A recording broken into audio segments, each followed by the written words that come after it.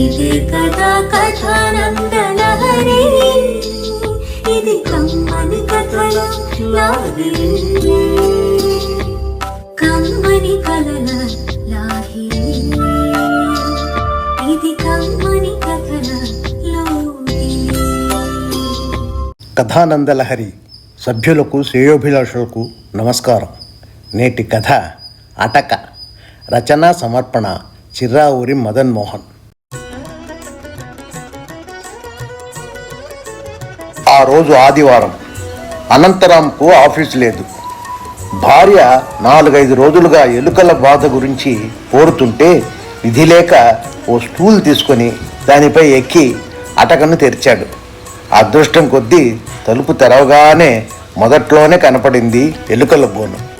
అమ్మయ్యా, ఒక problem solve అయింది, ఇక భార్య పోరు ఉండదు అనుకుంటూ విజయ గర్వంతో ఆ ఎలుక బోను తీసుకుని దిగపోయిన ఆనందరావుకు అటకపైన ఉన్న ఎన్నో సామాన్లు కంటపడినాయి. ఆ బోనును అక్కడే పెట్టి కష్టపడి ఆ అటకపైకి ఎక్కి ఒక విధంగా సెటిల్ అయిపోయాడు. ఆ అటకలోని సామాన్లను చూస్తూ ఉంటే అతని పాత జ్ఞాపకాలు సినిమాలలో వచ్చే ఫ్లాష్ బ్యాక్ లాగా అతని మనోఫలకంపై తారసలాడినాయి. అందులో సగానికి పైగా, అంటే దాదాపు 90% పనికిరాని సామాన్లే. వాటిని అప్పుడే పారేసి ఉండొచ్చు, లేదా వచ్చిన ధరకి అమ్మేసి ఉండొచ్చు. మధ్యతరగతి మనస్సు ఒప్పుకోలా. ఒక్కొక్కటి చేరి ఓ మోపెడైంది. ఒకందుకు అది మంచిదే. ఈనాటి తన ఈ కథకి కథా వస్తువులైనవి అని అనుకున్నాడు ఆనందరాం. ఈ అటక మీద మోపెడు సామాన్లకు కారణం ఒకరు కాదు, ఇద్దరు కాదు, మొత్తం ఆ ఇంటి సభ్యులే. ఎవరికి ఏది వద్దన్నా, ఇతరులు ఆక్షేపించినా ఆ వస్తువులు ఈ అటకపైకి చేరతాయి. అటక మీది ఆ మోపెడు సామాన్లలో అన్నిటికన్నా ముందు అతన్ని ఆకర్షించింది తన మామయ్య మోపెడు బండి కొత్త టైరు. ఆ రోజు తనకు బాగా జ్ఞాపకం. తను మామయ్య మోపెడ్లో పోయి ఒక కొత్త టైర్ కొని ఇంటికి తిరిగి వస్తూ ఉంటే బ్రేక్ పడక మోపెడుకు యాక్సిడెంట్ అయ్యి ఇద్దరు కింద పడ్డారు. బండి తుక్కై ఎందుకు పనికిరాలేదు, కానీ టైర్ తనకు బాగా పనికొచ్చింది. మామయ్యకు భద్రాసులో ఉద్యోగం వస్తే ఆ బండిని వచ్చిన కాడికి అమ్మి వెళ్ళిపోయాడు. మిత్రులతో గర్వంగా ఆ టైరుతో ఆడుకున్నాడు. అందరి పాత టైర్ల ముందు తన కొత్త టైరు తన పరపతిని, గౌరవాన్ని, హోదాని పెంచింది. ఆ తర్వాత అతడి కళ్ళు అక్కడి చెల్లెలి ప్రామ్ పైన ఒక చిన్న సైకిల్ మీద మళ్ళింది. ఆ ప్రామ్లో చెల్లెల్ని పడుకోబెట్టి అమ్మతో సహా సాయంత్రం పార్కు దాకా వెళ్ళొచ్చేవాళ్ళు. అలా పోతుంటే ఏదో రథాన్ని తోలే రథసారథిలాగా ఫీల్ అయ్యేవాడు ఆ కాలంలో. కాలగర్భంలో అన్నీ కలిసిపోయినాయి. అమ్మ అనారోగ్యం, చెల్లెలు పెద్దదవటం, తర్వాత దాన్ని పారేయటానికి మనసు రాక మామయ్య పిల్లలకు ఉపయోగపడుతుందిలే అని అటకెక్కిచ్చారు. అంతటితో ఇంతే సంగతులు.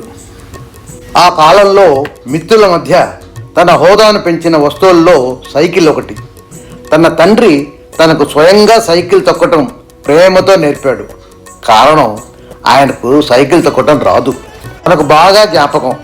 తాను కొన్న సైకిల్ను ఆటో రిక్షాలో తీసుకొచ్చాడు ఇంటికి. ఈయన ఆర్థిక పరిస్థితుల వల్ల కొనుక్కోలేదు. మా తాతగారు ఆయనకు సైకిల్ కొనివ్వలేదు. అందుకే ఆ ప్రేమ. దాన్ని చూస్తూ ఉంటే పాత జ్ఞాపకాలతో కళ్ళల్లో నీళ్లు తిరిగినాయి. అక్కడి దుమ్ము, ధూళి, బూదులను తొలగిస్తూ చూస్తుంటే లోపల తనకు ప్రియమైన ఉండేలు, బొంగరం, తన పెద్దమ్మ, అమ్మమ్మ ఆడుకునే మెటల్ పాచికలు, తాతయ్య చొట్టల ముక్కుపుడు డబ్బా వెండిది, తన గోళీల డబ్బా. ఒక కాలంలో ఇవే తన ఆస్తులు, అంతస్తులు. మానవుడికి జ్ఞానం అన్నది కలిగితే తను ఒక కాలంలో కోరిన వస్తువులే చిల్ల పెంకులకు సమానం అన్న రామకృష్ణ పరమహంస ఉవాచ జ్ఞాపకం వచ్చి నవ్వుకున్నాడు. అక్కడ తనని ఆకర్షించిన మరో ఐటమ్స్ రేడియో, దాని పక్కనే ఉన్న ఒక పాత టెలిఫోన్, గ్రామఫోను. టీవీలు, ఐఫోన్లు, ఐప్యాడ్లు వచ్చినాక దాని ముఖం ఎవరు చూస్తారు? కానీ ఈ రేడియోకి ఒక కథ ఉంది. మామయ్యే మా ఇంట్లో హీరో. అతనికి రేడియో రిపేర్ చేయటం కూడా కాస్త తెలుసు. ఒకనాడు తన ఫ్రెండ్ ఈ రేడియో తెచ్చి వారం రోజుల్లో రిపేర్ చేసి ఇవ్వమని చెప్పి వెళ్ళిపోయాడు. 2 రోజుల్లో అతనికి పట్టణంలో గవర్నమెంట్ జాబ్ వస్తే ఊరికి వెళ్ళే తొందరలో దీన్ని మర్చిపోయాడు. ఆపై మామయ్య మద్రాసు ప్రయాణం. మా ఇంట్లో ఇంకో రేడియో ఉండటం వల్ల ఈ రేడియో అటకపైకి ఎక్కింది. అంతే సంగతులు. ప్యాన్ చేస్తున్న తన కెమెరా కళ్ళకు అక్కడ అటకెక్కిన క్యారం బోర్డ్ కనపడింది. ఆహా, దీనివల్ల ఇంట్లో ఆ కాలంలో ఎంత సందడి, సంతోషం, కొట్లాట. దాన్ని కొని ఇంటికి తెచ్చేటప్పుడు తను తన తండ్రితో వెళ్ళి తెచ్చాడు. అదే తన క్వాలిఫికేషన్. ఎవరు ఆడుతున్నా దీన్ని తెచ్చింది నేనే కాబట్టి నేను కూడా ఆడాలి అని దబాయించి మంకుపట్టు పట్టి ఆటల్లో దూరేవాడు. అవన్నీ తలుచుకుంటుంటే తనకు నవ్వు, సిగ్గు, ఏడుపు వస్తున్నాయి. అంటే తనకు ఏదో కాస్త జ్ఞానోదయం వస్తున్నదన్నమాట. కాస్త గర్వం, కాస్త తృప్తి, కాస్త ఇంకేదో. ఆ ఆనందాన్ని భంగం చేస్తూ ఆ అటక దిగి కిందికి వస్తారా, అక్కడే ఆ సామాన్లతో పాటు అటకెక్కి సెటిల్ అయిపోతారా? భార్య అరుపులాంటి బెదిరింపు అనంతరాంను ఈ లోకంలోకి తెచ్చింది. యాంత్రికంగా ఆ ముక్కుముడి డబ్బాని తెరిచాడు అనంత్. ఆశ్చర్యం, లోపల బామ్మ డైమండ్ దిద్దులు. దాన్ని చూసిన తనకు షాక్.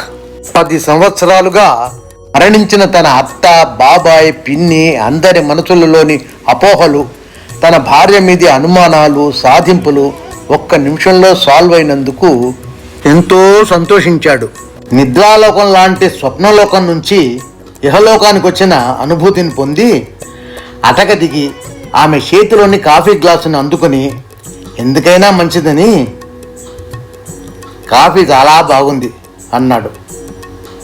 ఆమె మారు మాట్లాడకుండా ఓ నవ్వు నవ్వింది. ప్రేమతో ఆమె చేతిలో ఆ ముక్కుబుడ్డం డబ్బా ఉంచాడు. అంతే సంగతులు. నేటి కథ అటక. రచన సమర్పణ చిర్రావూరి మదన్ మోహన్.